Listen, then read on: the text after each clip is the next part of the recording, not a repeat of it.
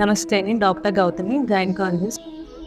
Science and ట్రెడిషన్‌లో మనకి వచ్చే పండుగ ఏంటంటే శ్రీరామనవమి. శ్రీరామనవమిలో సైన్స్ ఏముందని అందరూ అనుకుంటారు. అందులో ఫస్ట్ మనకు గుర్తొచ్చేది ఏంటి అంటే, మనం పెట్టే ప్రసాదం. ఏం పెడతామంటే వడపప్పు, పానకం, చడవడి. వీటిలో ఏముంది సైన్స్ అంటే, ఎప్పుడు గుర్తుపెట్టుకోండి మన ట్రెడిషన్స్‌లో సైన్స్ ఎప్పుడూ ఉంటుంది. వడపప్పులో ముఖ్యంగా వాడేది ఏంటంటే పెసరపప్పు. పెసరపప్పు ఏంటంటే ప్రోటీన్ ఫుడ్ అనమాట. High quantity of essential amino acids ఉంటాయి. అండ్ అది పిల్లలకి, ఇంకా వృద్ధులకి, డయాబెటీస్‌కి కూడా చాలా ఈజీగా అరిగే ప్రోటీన్. పైగా అది చీప్ అండ్ ఈజీలీ అవైలబుల్ కూడా. అండ్ రెడీమేడ్ చాలా క్విక్‌గా ప్రిపేర్ చేసుకునే ఒక ప్రోటీన్ డైట్.